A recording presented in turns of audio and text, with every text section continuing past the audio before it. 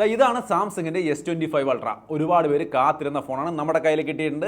ഇതിൻ്റെ മാത്രമല്ല 25 പ്ലസ് 25 എല്ലാത്തിൻ്റെയും ഒരു ഫസ്റ്റ് ഇംപ്രഷൻ വീഡിയോ നമ്മളിവിടെ ചെയ്തിട്ടുണ്ട്. ഐക്കണിൽ കൊടുക്കാം, കണ്ടു നോക്കുക. ഓൾറെഡി കാണാത്തവരുണ്ടെങ്കിൽ കണ്ടു നോക്കുക. പിന്നെ ഇതിൻ്റെ ഡീറ്റെയിൽഡ് അൺബോക്സിങ്ങും കാര്യങ്ങളും എല്ലാ വിവരങ്ങളും അടക്കമുള്ള ഡീറ്റെയിൽഡ് വീഡിയോ വരുന്നുണ്ട്. അത് കാണാൻ നമ്മുടെ ചാനൽ മറക്കാതെ സബ്സ്ക്രൈബ് ചെയ്ത് ബെല്ലൈക്കണൊക്കെ എനേബിൾ ചെയ്ത് വെക്കുക. സോ ഇന്നത്തെ ഒരു ടെക് ന്യൂസ് ആണ്. ഞാൻ ആദ്യത്തെ വാർത്തയാണ് പറഞ്ഞത്. S25 അൾട്ര ലോഞ്ച് ആയിരിക്കുന്നു. പ്രൈസും കാര്യങ്ങളും ഇവിടെ സ്ക്രീനിൽ കാണാം. ഈ ഫോൺ എങ്ങനെയുണ്ട് 24 അൾട്രയിൽ നിന്ന് ചോദിച്ചു കഴിഞ്ഞാൽ അത് കഴിഞ്ഞൊരു വർഷമായിട്ട് എൻ്റെ കയ്യിലുണ്ട്. അതിൽ നിന്ന് ഇതിലേക്ക് മാറിയപ്പോൾ ഇത് ഇത്തിരി ബോക്സിയാണ് പക്ക. ഇതിന് 24 അൾട്രയ്ക്ക് ഒരു ചെറിയ കർവ് പോലെയുണ്ട്. ഇത് ഫ്ലാറ്റ് ആണെന്ന് ഒഴിച്ചാൽ വേറെ കാര്യമായി ഒരു മാറ്റവും ഫീൽ ചെയ്തില്ല. ഇതിൽ 8 Elite എന്ന് പറയുന്ന 8 Elite 4 Galaxy എന്ന പ്രോസസ്സറുണ്ട്, 50 MP വൈഡ് ആംഗിൾ ക്യാമറയുണ്ട്, കുറേയധികം AI ഫീച്ചേഴ്സ് ഉണ്ട്. ഇത്രയും കാര്യങ്ങളാണ് മാറ്റം. എന്ത് തന്നെയായാലും 24 അൾട്രയിൽ നിന്ന് ഇതിലേക്ക് അപ്ഡേറ്റ് ചെയ്യണമെന്ന് ചോദിച്ചാൽ നിങ്ങളുടെ ഇഷ്ടമാണ്. പക്ഷേ ഇനിയൊരു പുതിയ ഫോൺ 25 അൾട്ര എടുക്കാൻ നിങ്ങൾ ഉദ്ദേശിക്കുന്നെങ്കിൽ ഒരു തെറ്റും പറയാനില്ല, അടിപൊളി സാധനമാണ്. ഞാൻ ഉപയോഗിച്ചുകൊണ്ടിരിക്കുന്നുണ്ട്. ഡീറ്റെയിൽഡ് എക്സ്പീരിയൻസ് ആണ് നമ്മൾ വരാൻ പോകുന്നത്. അതിനാണ് ഞാൻ സബ്സ്ക്രൈബ് ചെയ്ത് വെക്കാൻ പറഞ്ഞത്. ശരിക്കും പറഞ്ഞാൽ ഞാൻ ഇതിനകത്ത് ഒരു ക്വാഡ് കർവ്ഡ് ഡിസ്പ്ലേ, അതുപോലെ IP69 റേറ്റിംഗ്, കൂടിയ ഫാസ്റ്റ് ചാർജിങ്, കൂടിയ സിലിക്കൺ ബാറ്ററി വെച്ചുള്ള 6000 mAh ബാറ്ററി, അങ്ങനെ ഒട്ടനവധി കാര്യങ്ങൾ ഞാൻ എക്സ്പെക്ട് ചെയ്യുന്നുണ്ടായിരുന്നു.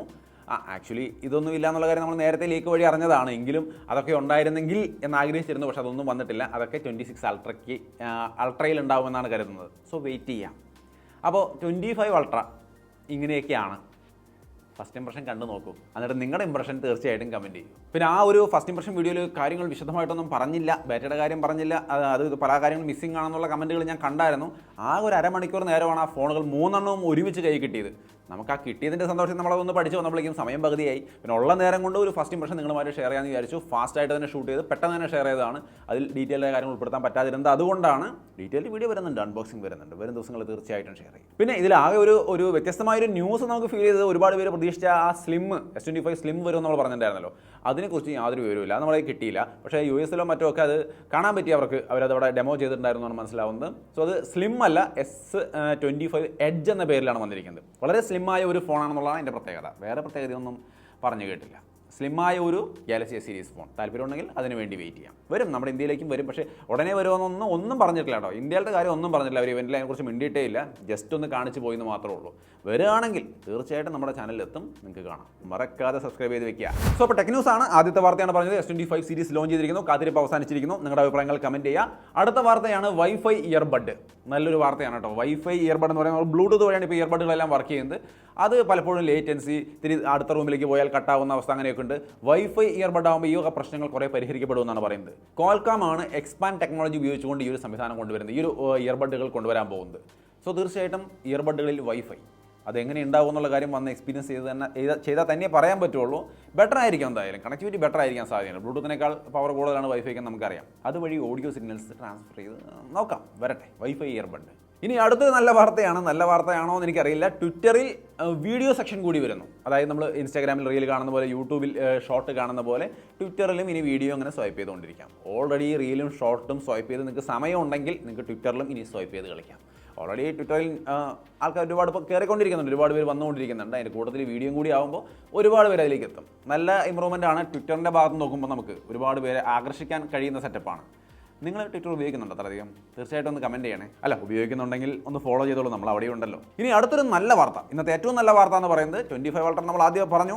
അതുകൂടാണ്ട് ഏറ്റവും നല്ല വാർത്തയായിട്ട് എനിക്ക് തോന്നിയത് സിഗ്നൽ നമ്മുടെ ഫോണിൽ നിന്നൊക്കെ നമ്മൾ കോൾ ചെയ്യുമ്പോൾ സിഗ്നലുകൾ പലയിടത്തും ലോസ്റ്റ് ആവാറുണ്ട്. അതായത് ഇപ്പോൾ ഉള്ളേരിയിലേക്ക് പോയാൽ പാരലൽ സിമ്മാണ്, എനിക്ക് സിഗ്നൽ കിട്ടാത്ത അവസ്ഥ വരാറുണ്ട്. അവിടെ നമ്മൾ പെട്ടു, വേറെ ഒന്നും ചെയ്യാനില്ല. അവിടെ നിന്ന് പുറത്ത് കിടന്നാലേ പിന്നെ സിഗ്നൽ കിട്ടും. പക്ഷേ ഇനി ആ പ്രശ്നമില്ല. BSNL, എയർടെൽ, ജിയോ ടീമുകളൊക്കെ ഒരുമിച്ച് വർക്ക് ചെയ്യണമെന്ന് തോന്നുന്നു. ICR ഇൻട്രാ സർക്കിൾ റോമിംഗ് എന്ന് പറയുന്ന ഒരു സംവിധാനമാണ്. അതായത് എയർടെലിൻ്റെ ഇപ്പോൾ ഞാൻ നിൽക്കുന്നിടത്തേക്ക് സിഗ്നൽ കിട്ടുന്നില്ല എങ്കിൽ തന്നെ അവിടെ BSNL സിഗ്നൽ ഉണ്ടെങ്കിൽ അതിലോട്ട് കണക്ട് ചെയ്തുകൊണ്ട് എനിക്ക് കോൾ ചെയ്യാനും സാധിക്കുന്ന ഒരു സൗകര്യമാണ്. അപ്പോൾ ഉള്ളേരിയിലൊക്കെ പോയാൽ പലപ്പോഴും BSNL അവിടെ ഉണ്ടാവാറുള്ളൂ.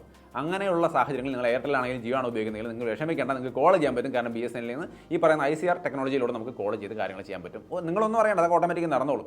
സിഗ്നലിൽ ലോസ് എന്ന് പറയുന്ന സംവിധാനം ഉണ്ടാവില്ല എന്നർത്ഥം, അല്ലെങ്കിൽ ആ സാഹചര്യം ഉണ്ടാവില്ല എന്ന് അർത്ഥം. നല്ല ഫീച്ചറാണ്. ജിയോ, എയർടെൽ, BSNL ഈ യൂസേഴ്സിനാണ് ഈ ഒരു ICRൻ്റെ സേവനം ഉപകാരപ്പെടുത്താൻ സാധിക്കുക. ഇനി അടുത്തൊരു നല്ല വാർത്ത ഐഫോൺ യൂസേഴ്സിനാണ്. ട്രൂ കോളർ ആൻഡ്രോയിഡിലെ പോലെ ഐഫോണിലും ഉണ്ട്, പക്ഷേ അത് മര്യാദയ്ക്ക് വർക്ക് ചെയ്യില്ല എന്നുള്ള കാര്യം നമുക്ക് എല്ലാവർക്കും അറിയാം. പക്ഷേ ഇനി അങ്ങോട്ട് മര്യാദയ്ക്ക് വർക്ക് ചെയ്യും. ആ ഒരു അപ്ഡേറ്റ് വന്നിട്ടുണ്ട്. സോ ട്രൂ കോളർക്ക് ഓൾറെഡി പൈസ എടുത്തിട്ട് ഉപയോഗിക്കാൻ പറ്റാതിരിക്കുന്ന ആൾക്കാരുണ്ട്, എനിക്കറിയാം.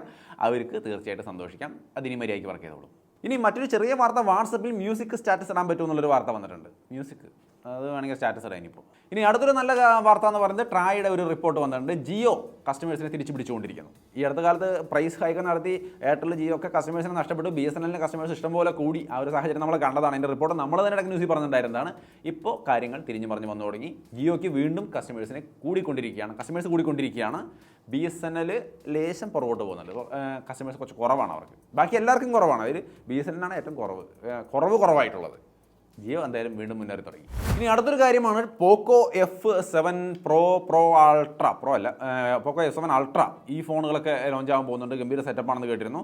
അൾട്രയിൽ ഇപ്പോൾ ഒന്നുകൂടി ഇൻട്രസ്റ്റിംഗ് ആയ ഒരു കാര്യം കേൾക്കുന്നത് അത് സ്നാപ്ഡ്രാഗൺ 8 Elite പ്രൊസസ്സറുമായിട്ടാണ് വരുന്നത്. 7000 വെച്ച് ബാറ്ററിയും കാര്യങ്ങളൊക്കെ ആയിട്ട് കിട്ടുന്ന സെറ്റപ്പിലാണ് വരുന്നതെന്നാണ് അറിയുന്നത്.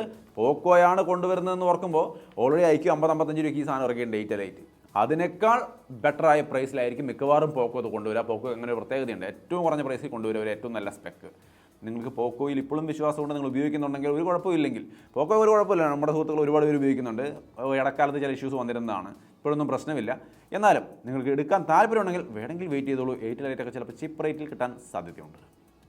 പോക്കോ F7 Ultra. ഇനി അടുത്തൊരു ഇൻട്രസ്റ്റിംഗ് ആയ കാര്യം, ഒരുപാട് ഫാൻസ് ഉള്ള IQ ബ്രാൻഡിനെ നമുക്കറിയാം. അവരുടെ 30,000 താഴെ ഒരു അടിപൊളി ഫോൺ ഇറങ്ങാൻ പോകുന്നുണ്ട്. IQ Neo 10R coming soon കാണിക്കുന്നുണ്ട്. 8S Gen 3 പ്രൊസസ്സർ, അതേപോലെ 6000 mAh ബാറ്ററി മറ്റോ ഉണ്ട്. 120 വാട്ടിൻ്റെ ചാർജിങ്, 120 ചാർജിങ് 90 വാട്ടിൻ്റെയാണ്. അങ്ങനെ എന്തൊക്കെയോ കുറച്ച് റൂമേഴ്സ് ഇങ്ങനെ കേട്ടുകൊണ്ടിരിക്കുന്നുണ്ട്. ഞാനൊന്ന് പഠിച്ച് കഴിയുമ്പോൾ അതിനെക്കുറിച്ചൊരു വീഡിയോ എന്തായാലും ചെയ്യാം. കാരണം 10R അടുത്തൊരു സംഭവം കൂടി വരികയാണ്.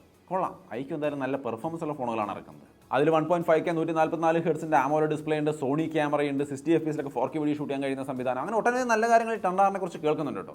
IQനെ കുറിച്ചൊരു വീഡിയോ ചെയ്യേണ്ടതാണ്. അടുത്ത ദിവസങ്ങൾ നമുക്ക് നോക്കാം. ഇനി അടുത്തൊരു ഇൻട്രസ്റ്റിംഗ് ആയ ന്യൂസ് എന്ന് പറയുന്നത് നത്തിങ് ഫോൺ 3 ലോഞ്ച് ആവാൻ പോകുന്നുണ്ട്. ഞാൻ പറഞ്ഞില്ലേ, ഒരു മെയിൽ ആക്സിഡൻ്റലി ലീക്കായിട്ട് ആൾക്കാർക്ക് കിട്ടിയായിരുന്നു. നത്തിങ് ഫോൺ 3 ഭയങ്കര സംഭവമായിരിക്കുന്നത് പറഞ്ഞിട്ടൊരു മെയിൽ. അത് അറിയാണ്ട് അവരുടെ കയ്യിൽ നിന്ന് ലീക്കായി പോയി നമ്മൾ കണ്ടായിരുന്നല്ലോ.